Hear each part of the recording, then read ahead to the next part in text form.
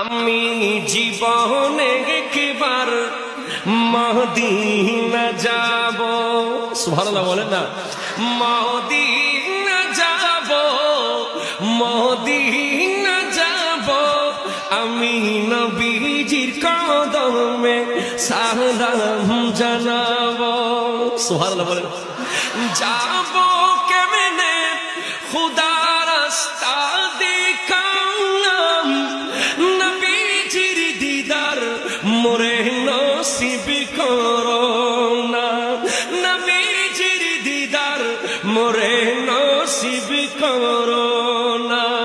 জান্নাতেরি টুকরায় আমি, বেহেশতেরি টুকরায় আমি নামাজ আদায় করিব, আমি এবার মদিনা যাব।